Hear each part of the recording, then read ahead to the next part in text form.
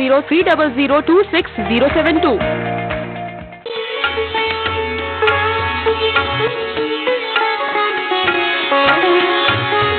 महर्षि उपदेशामृत प्रवाह।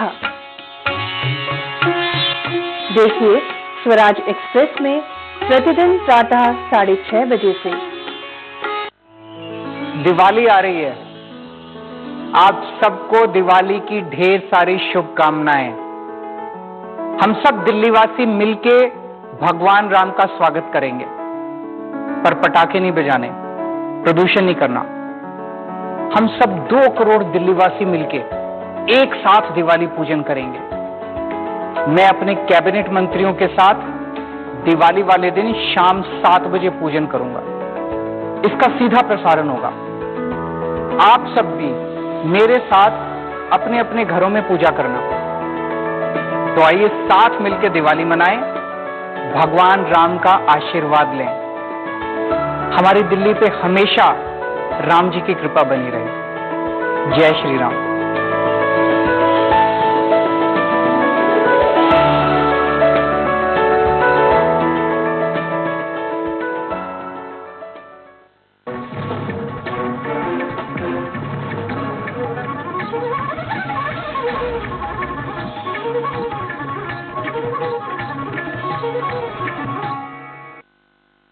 इस कार्यक्रम के प्रायोजक हैं पेट सफा आयुर्वेदिक चूर्ण।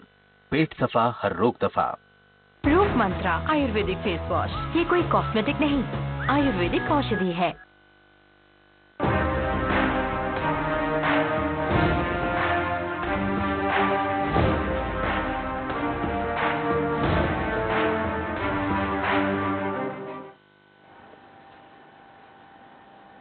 नमस्कार। T20 वर्ल्ड कप पर स्वराज एक्सप्रेस की खास पेशकश जीतेगी इंडिया में आप सभी दर्शकों का स्वागत है। आपके साथ मैं हूं शोभित शर्मा। आज T20 वर्ल्ड कप में भारत का मुकाबला है। टीम इंडिया एक बार फिर एक्शन में होगी और उसका मुकाबला है न्यूजीलैंड टीम के साथ, जो दुबई के अंतर्राष्ट्रीय क्रिकेट स्टेडियम पे खेला जाएगा। बता दें कि दोनों ही टीम अपना पिछला मुकाबला हार चुकी है। ऐसे में आज दोनों टीमों के लिए जीतना काफी जरूरी है अगर वो सेमीफाइनल की राह को आसान रखना चाहती है। संभावनाओं को बरकरार रखने के लिए भारत के लिए भी ये मैच जीतना बेहद जरूरी है। तो इस करो या मरो वाले मैच में आखिर कौन अच्छा खेल दिखाएगा, कौन आगे बढ़ के कमाल कर जाएगा, आज इसी पर बात होगी। स्वराज एक्सप्रेस की खास पेशकश जीतेगी इंडिया में।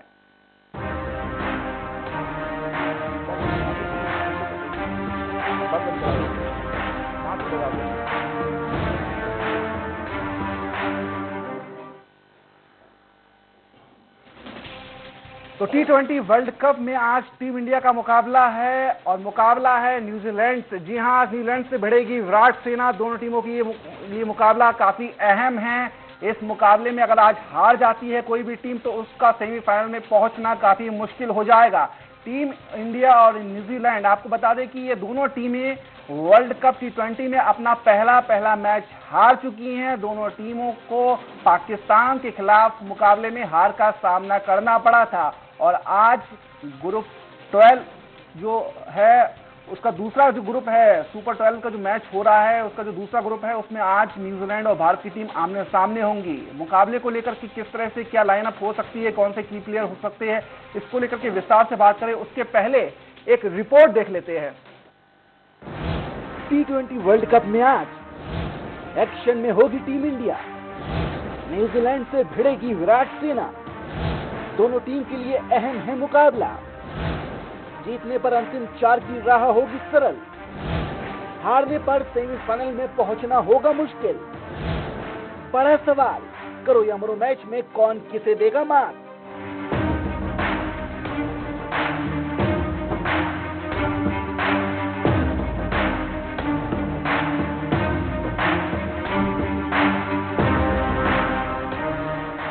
T20 वर्ल्ड कप में टीम इंडिया दूसरी बार एक्शन में नजर आने वाली है।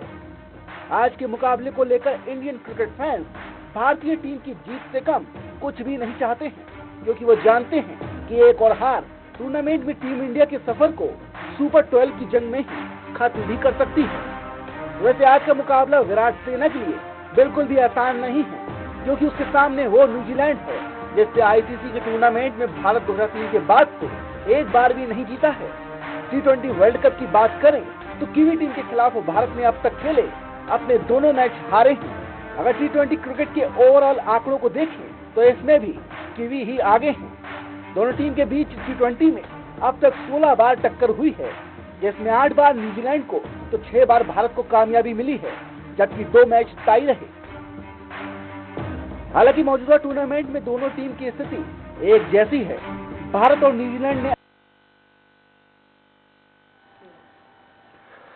तो जीतेगी इंडिया, लेकिन कैसे, कौन होंगे की प्लेयर्स, न्यूजीलैंड के किन खिलाड़ियों से हमारी टीम को सावधान रहने की जरूरत है, इस पर चलिए अब विस्तार से चर्चा करते हैं, जिसके लिए हमारे साथ जुड़ गए हैं क्रिकेट कोच हैं मनीष शुक्ला जी। मनीष जी, आपका बहुत स्वागत है। साथ ही हमारे साथ स्टूडियो में है क्रिकेट एक्सपर्ट अमिताभ जी। अमिताभ जी, आपका भी बहुत बहुत स्वागत है। तो जिस तरह से आज जो मुकाबला होने जा रहा है, पहले मनीष जी आपसे जानना चाहेंगे, क्योंकि भारत के खिलाफ जो अपना भारत ने पहला मुकाबला पाकिस्तान से गंवाया था, न्यूजीलैंड ने भी गंवाया था, तो दोनों टीमों के लिए आज का मुकाबला कितना अहम है? क्या लग रहा है आपको कि कौन सी टीम ज्यादा प्रेशर में होगी, प्रेशर में कौन सी टीम में अच्छा खेलने की काबिलियत है? सबसे पहले तो नमस्कार। जैसा कि आप सभी जानते हैं कि इस विश्व कप में दोनों ही टीमें अपने पहला मैच हार चुकी हैं पाकिस्तान से, और दोनों ही टीमों के लिए यह मैच करो या मरो का मुकाबला होगा। इस मैच को जो भी टीम जीतती है उसके लिए सेमीफाइनल का सफ़र थोड़ा सा आसान हो जाएगा।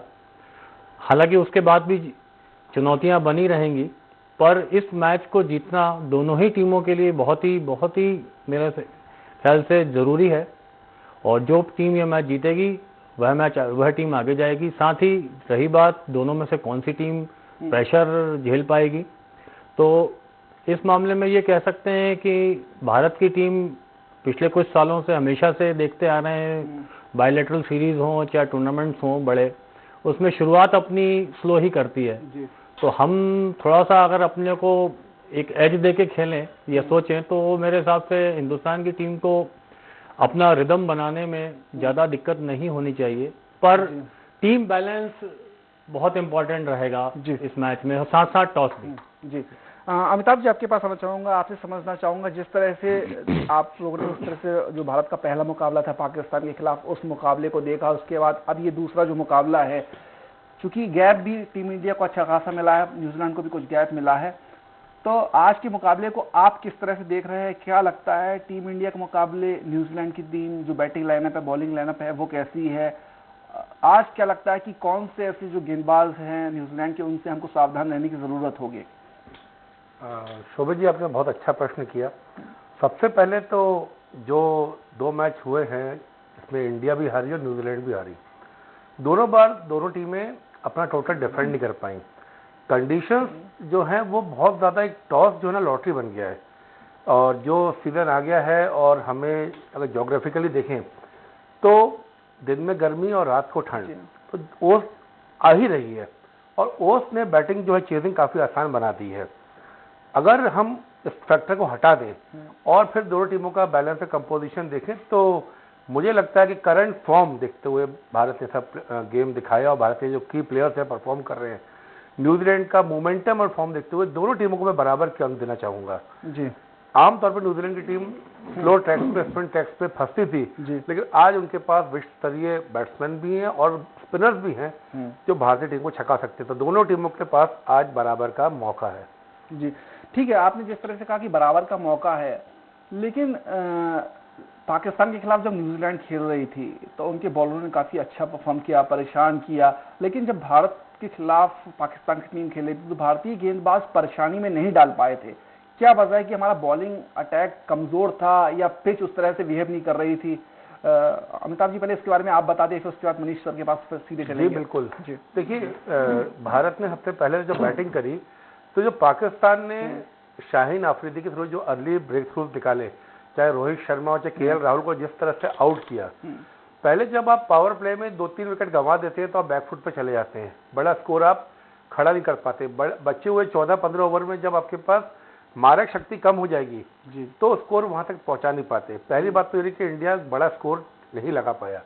दूसरी बात, जब पाकिस्तान ने चेस किया तो आप ध्यान देंगे पहले 3 ओवर में जो रन खाए हैं, स्क्वायर लेग, मिड विकेट और फाइन लेग पे इंडिया ने रन खाए हैं।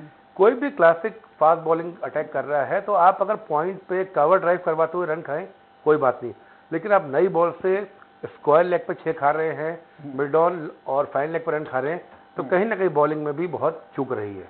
जी मनीष सर, आपके पास आना चाहूँगा, आपसे समझना चाहूँगा जिस तरह से जो टीम इंडिया का प्लेइंग 11 रहा पाकिस्तान के खिलाफ मुकाबले में, कई कमजोरियां आपने देखी होंगी। आपसे जिस तरह से पिछली बार भी डिस्कशन हुआ था, प्लेइंग 11 को लेकर के आपने कहा था कि कुछ खामियां रह गई, प्लेइंग 11 ठीक ढंग से सिलेक्ट नहीं हो पाए।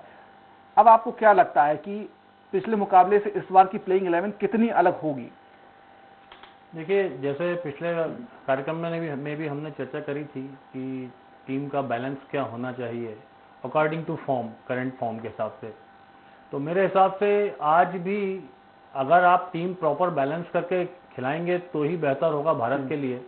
उस हिसाब से देखें तो मेरे हिसाब से 3 चेंजेस आज टीम में होने चाहिए। एक, आपका सूर्य कुमार यादव की जगह ईशान किशन को अंदर आना चाहिए, क्योंकि ईशान किशन बेटर फॉर्म में है सूर्य कुमार यादव के से। दूसरा, हार्दिक पांड्या के लिए मैंने पिछले मैच में भी कहा था कि हार्दिक पांड्या का क्या यूज है, किस सोच से उसको खिलाया जा रहा है, ये समझ के बाहर है। सिर्फ एज ए बैट्समैन अगर आप खिला रहे हैं तो उसका फॉर्म भी देखना बहुत ज़रूरी होता है, जो कि उसका पिछले कुछ मैचों में या आईपीएल में वो दिखाई नहीं दिया, सिर्फ बैटिंग के हिसाब से भी देखें तो। तीसरा, जो वरुण चक्रवर्ती हैं, तो वरुण चक्रवर्ती को खिलाना पिछले मैच में भी मेरे हिसाब से उतना यूजफुल नहीं था। और इस मुकाबले में भी मैं वरुण चक्रवर्ती की जगह अश्विन को खिलाना पसंद करूंगा मेरे हिसाब से। बाकी टीम मैनेजमेंट क्या सोचता है ये उसकी। हार्दिक को किससे आप रिप्लेस करा रहे हैं? हार्दिक को मैं शार्दुल ठाकुर से रिप्लेस कराऊंगा, क्योंकि शार्दुल बैटिंग और बॉलिंग दोनों ही में आपके लिए यूजफुल रहेंगे। आपको 4 ओवर दे सकते हैं और आपको लेटर ऑर्डर में आपको रन्स दे सकते हैं, तो शार्दुल ठाकुर बेस्ट चॉइस है मेरे हिसाब से। जी अमिताभ सर, आपको क्या लगता है कि जिस तरह से मनीष सर ने कहा है कि वो 3 चेंजेस देख रहे हैं, आपको क्या लगता है वो अभी वही 3 चेंजेस देख रहे हैं या कुछ इससे एक्स्ट्रा है, या वैसी ही टीम को आप देख रहे हैं जैसी पाकिस्तान के खिलाफ उतरी थी, एक और मौका उसी प्लेइंग 11 को देंगे विराट कोहली? देखिए, मनीष जी ने जो बात बोली करंट फॉर्म और लास्ट मैच परफॉर्मेंस, उसके आधार पर लॉजिकली मनीष जी की बात एकदम ठीक है। लेकिन हमें ध्यान में रखना होगा कि ये जो टीम मैनेजमेंट है, ये पर्टिकुलर टीम, ये किस हिसाब से इसने आज तक प्लेयर्स ऑपरेट किए हैं। तो विराट कोहली जो है और रवि शास्त्री की जो जोड़ी रही है, ये इन्होंने बहुत ज़्यादा चेंजिंग चॉपिंग नहीं करी है, और इनका जो ट्रस्ट है वो कुछ इम्पैक्टफुल प्लेयर्स पे है। जैसे कि आपने बोला कि शार्दुल ठाकुर की एबिलिटी फिलहाल देखी जाए तो जो हार्दिक पांड्या कर सकते हैं उससे कहीं ज़्यादा टीम को इनपुट दे सकते हैं। लेकिन जो टीम का मैनेजमेंट की थिंकिंग है, जो कप्तान की थिंकिंग है, मुझे मुश्किल लग रहा है कि शार्दुल ठाकुर जगह बना पाए। लॉजिकली मेरा मानना बननी चाहिए कि टीम मैनेजमेंट जिस टाइप के प्लेयर्स को, इम्पैक्टफुल प्लेयर्स को जो पसंद करता है, उसमें मुझे लग रहा है कि चेंजेस शायद ही, पर मैं एक चेंज चाहूंगा कि हो जाए। वरुण चक्रवर्ती अच्छे बॉलर है, मिस्ट्री बॉलर है, अगर देखिए सेकेंड इनिंग में अगर बॉलिंग करते हैं तो इफेक्टिव नहीं रहती, क्योंकि फिंगर से वो बॉल को स्पिन करते हैं, और जब भी ड्यू इफेक्ट आ जाता है तो फिंगर स्पिनर्स इतने आपके कारगर नहीं रहते हैं।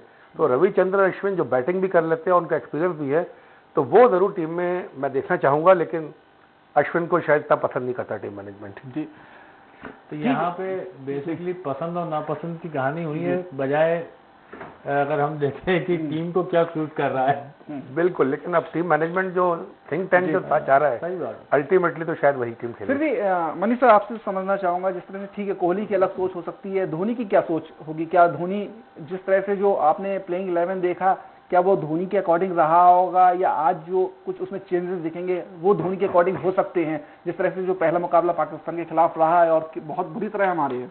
देखिए, धोनी और विराट कोहली की थिंकिंग में बहुत ज़्यादा चेंजेस हों ऐसा मेरा मानना नहीं है। लेकिन जो पहले मैच की टीम थी, टीम मैनेजमेंट जब टीम सेलेक्ट करता है तो नो डाउट कोच या मेंटोर जो बैठ के टीम, रवि शास्त्री, कोहली और धोनी ने तीनों ने बैठ के ही टीम बनाई होगी।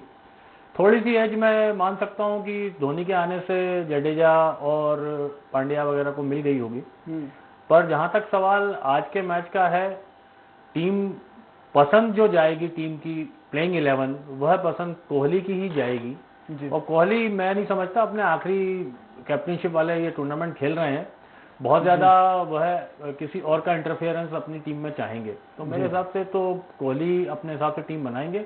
हाँ, कुछ एक चेंजेस, एक आध चेंजेस अगर मान सकते हैं कि अगर वो चाहे कि इसको हम नहीं अपनी मर्जी से खिलाएंगे अपने धोनी के हिसाब से, पर जो है कि वो कोहली अपने हिसाब से ही जाएंगे। और जहां तक मेरी जो टीम सोच का सवाल है, ये मेरी अपनी एक सोच है। बाकी जो अमिताभ जी ने कहा कि ये तो फैसला आखिरी तो टीम मैनेजमेंट को ही लेना है।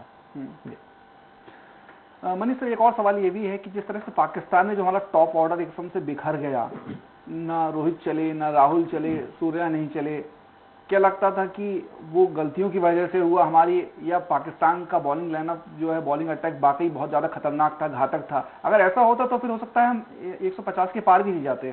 तो क्या आपको लगता है कि प्रेशर मुकाबला था इसलिए बिखर गया टॉप ऑर्डर? देखिए, प्रेशर मुकाबला तो मैं भारत पाकिस्तान का हमेशा ही रहता है, और पिछले कुछ समय से हम देख रहे थे भारत की टीम प्रेशर बड़े अच्छे से हैंडल कर रही थी। लेकिन जहां तक सवाल है कि जो आप टॉप ऑर्डर बिखरने की बात कर रहे हैं, तो अगर आप ध्यान से देखें तो शाहीन अफरीदी ने जिन बॉलों पे विकेट लिए हैं वो बॉलें करीब करीब अनप्लेएबल थी।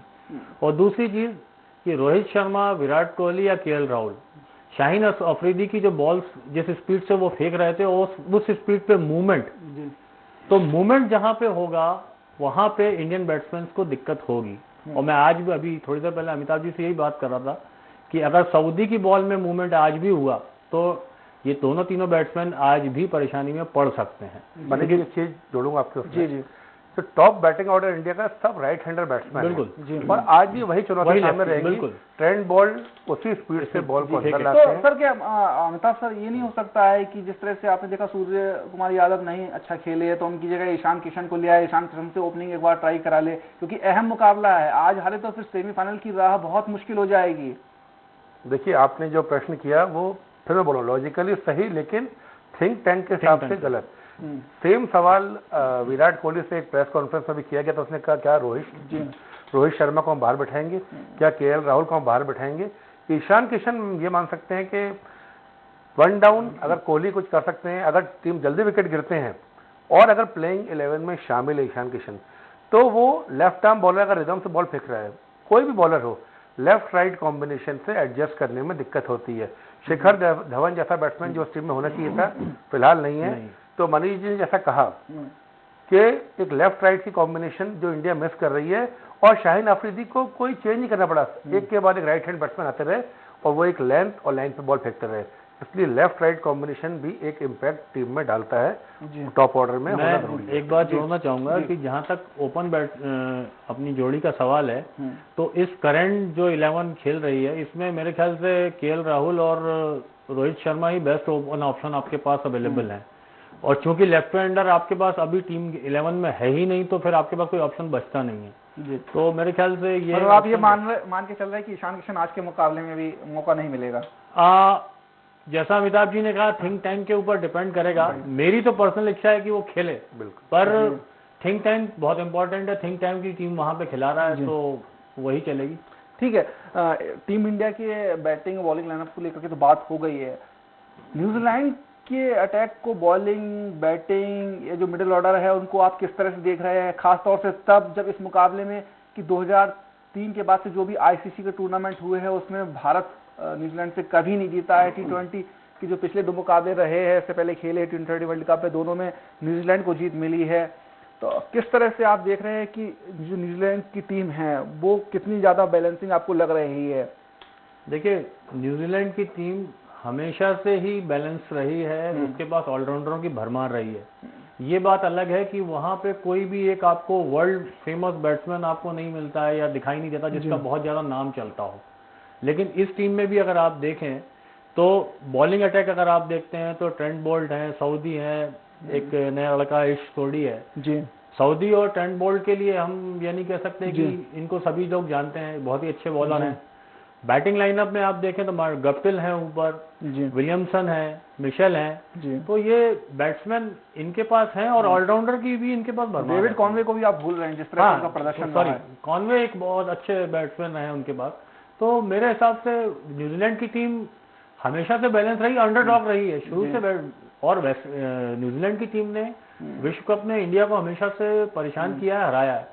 रही बात इतिहास की, जो बात आप बोल रहे हैं कि इतिहास में भारत कभी जीता नहीं है, मैं इतिहास में को सिर्फ आंकड़ों के नजरिए पाकिस्तान भी कभी नहीं जीता था भारत से, मैं वही बता रहा हूँ। इतिहास को बदला नहीं जा सकता, इतिहास को रचा जा सकता है। तो पाकिस्तान ने इतिहास रच दिया, इंडिया को हरा दिया, तो आप ये क्यों मान के चल रहे हैं कि हम नहीं हरा सकते? तो हो सकता है आज इतिहास जो पाकिस्तान ने किया वो इंडिया भी कर दे जी, आज हम जीत जाए। जी अमिताभ सर, आपको क्या लगता है न्यूजीलैंड की जो लाइनअप है, जो प्लेइंग 11 है, किस तरह से हो सकती है? कौन से खिलाड़ी, बॉलर या बैट्समैन जो है वो न्यूजीलैंड के लिए गेम बना सकते हैं? देखिए, जैसे मनीष जी ने बोला कि बॉलर जो है ट्रेंट बोल्ट है आपका न्यू बॉल से बॉल फेंकेंगे और टिम साउदी, दोनों अच्छे बॉलर हैं, सीजन बॉलर है। प्लस जो मेन एडवांटेज है, दो ऑलराउंडर जिमी नेशम उनके पास है और मिशेल सेंटनर, और दोनों अच्छी गेंदबाजी भी करते हैं, और दोनों बैटिंग में बहुत करारे बैट्समैन हैं। दोनों बैटिंग में इम्पैक्टफुल प्लेयर है। अभी आप मैचेस देखेंगे तो इंडिया में एक चीज जो मिसिंग लग रही है, और शायद वो हार्दिक पांड्या से इंडिया वही एक्सपेक्ट कर रहा है। ऐसे बैट्समैन आए हैं जिन्होंने 19वें या 20वें ओवर में मैच का पासा पलटा हो। पाकिस्तान का मैच हो, चाहे आप न्यूजीलैंड इसका मैच देखो, साउथ अफ्रीका का किलर मिलर आया, उसने मैच पासा पलट दिया। तो शायद हार्दिक पांड्या में वही खूबी देखना चाहते हैं टीम मैनेजमेंट। और हार्दिक पांड्या ने जब ऑस्ट्रेलिया में हमने सीरीज जीती थी तब हार्दिक पांड्या ने लगातार 2 मैचों में ऐसी बैटिंग करके दिखाई है। तो शायद इसीलिए हार्दिक पांड्या को बाकी बैट्समैन। लेकिन अमिताभ सर, ऐसा नहीं लगता है कि पिछले 1-2 मैचेस को लेकर के या कुछ मैचेस को लेकर के, अगर ठीक है, अगर अच्छा परफॉर्म नहीं कर रहा है पिछले कुछ समय से, आईपीएल में भी उनका वो उस तरह से देखने को नहीं मिला, तो क्या आपको लगता है कि उसके बाद भी उनको और मौका देना चाहिए, खासतौर से इस तरह के आज के अहम मुकाबले में? बिल्कुल, आपने ठीक बोला कि आज का मुकाबला इतना अहम है कि, लेकिन वही बात है, टीम के थिंक टैंक का भी अपना अहम है। तो वो हार्दिक पांड्या से परफॉर्मेंस शायद उतारूंगे, निकाल के ही रहेंगे। हमने जो रिपोर्ट देखी तो हार्दिक पांड्या नेट्स पे 1 ओवर बॉलिंग कर लेंगे, वो 2 ओवर बॉलिंग कर लेंगे। ऐसा लग रहा है कि उनको खिलाना कैसे भी टीम में अकोमोडेट करना है। अब उनमें जो क्वालिटीज हैं, हम मान रहे हैं वो मैच विनर प्लेयर है, लेकिन करंट फॉर्म में हर धर्मिता छोड़कर थोड़ा फ्लेक्सिबल होके करंट फॉर्म के प्लेयर, कहते हैं ना कि horses for courses, horses for courses में जैसे मनीष जी ने कहा कि शार्दुल ठाकुर और ईशान किशन को टीम में अंदर लाना चाहिए। इतने चेंजेस नहीं कर रहे तो कोई एक चेंज करिए, अब कैसे भी आप अकोमोडेट करिए। लेकिन वही बात है कि हार्दिक पांड्या टीम से बाहर जाते हुए मुझे बहुत मुश्किल लेकर जाए। अच्छा, मैं एक चीज बोलना चाहूंगा कि Hardik Pandya no doubt match winning player हैं, पर उनकी परफॉर्मेंस, उनके कैपेबिलिटीज पे हमें कोई शक नहीं है, पर सबसे बड़ा क्वेश्चन मार्क है उनकी फिटनेस पे। एग्जैक्टली। अगर फिटनेस आपकी वर्ल्ड कप जैसे टूर्नामेंट में आप पार्टिसिपेट कर रहे हैं और फिटनेस लेवल नहीं है, तो उसके बाद भी हठधर्मिता, जैसे अमिताभ जी ने बताया कि हठधर्मिता क्यों? अगर आदमी फिट नहीं है तो फिर आप उसको क्यों खिला रहे हैं? फिटनेस अगर है, ठीक है, नो डाउट फॉर्म आपका ओकेशनली हो सकता है कि फॉर्म आज है, हो सकता है कल अगले मैच में आ जाए, लेकिन अगर फिटनेस नहीं है तो 2 दिन में फिटनेस कैसे आ जाएगी? जी ठीक है सर। शायद शार्दुल ठाकुर को आज हम प्लेइंग 11 में देखें शायद। ठीक है सर, वो तो पता चल जाएगा अभी 7 बजे जब टॉस होगा। तो ठीक है सर, जिस तरह से आज जो मुकाबला है इसको लेकर बात हो गई है, लेकिन ठीक है, अगर मान लीजिए आज टीम इंडिया जीतती है या हारती है तो उसके बाद अगले 3 मुकाबले और हैं, तो किस तरह से क्या सेमीफाइनल में पहुंचने का जो गणित है वो रहेगा? और जो अफगानिस्तान की टीम है, स्कॉटलैंड की टीम है, नामीबिया की टीम है, क्या आपको लगता है कि इनको हराना भी बहुत एकदम से आसान है? अमिताभ सर, पहले आपसे जानना चाहूंगा। देखिए, इन तीनों टीमों में अफगानिस्तान जो टीम है ना जी, वो टीम बहुत मुझे प्रिपेयर लग रही है। और जहाँ तक बॉलिंग अटैक है, और खासकर जो कंडीशंस हैं दुबई में या शारजा में, इस पर स्लो ट्रैक्स हैं, और क्योंकि इस पर बहुत सारा क्रिकेट हो चुका है पिछले साल 1.5 साल में, तो जो स्पिनर्स हैं अफगानिस्तान के वर्ल्ड क्लास हैं। अगर अफगानिस्तान ने पहले बैटिंग करके 160-150 रन लगा दिए बोर्ड पे, तो किसी भी टीम को वो चेस करना मुश्किल कर देंगे। और अपने दिन पे अफगानिस्तान देखा भी था पाकिस्तान के खिलाफ, 18वें ओवर तक तो पता ही नहीं था कि मैच किस स्थिति में चला जाएगा। एक्सपीरियंस नहीं होने के कारण वो मैच हारी। अफगानिस्तान बिल्कुल सक्षम है किसी भी टीम को हराने के लिए, चाहे वो इंडिया हो, न्यूजीलैंड हो। पाकिस्तान हारते हारते बचा है, भूलना नहीं चाहिए। मतलब कहने का मतलब ये, अगर इंडिया यहाँ पे जीत भी जाती तो उसको आगे भी एकदम बिल्कुल सतर्क होकर खेलना पड़ेगा, हल्का नहीं समझना होगा टीम को। बिल्कुल, T20 क्रिकेट होता ही ऐसा है कि एक खिलाड़ी का बल्ला चलता है या एक बॉलर अच्छा बॉल कर देता है, तो जितना बड़े मैच होते हैं 50 ओवर या 5 डे क्रिकेट, उसमें जो गैप है टीम्स का वो बहुत खुल के सामने आता है। कहते हैं कले खुल जाती है।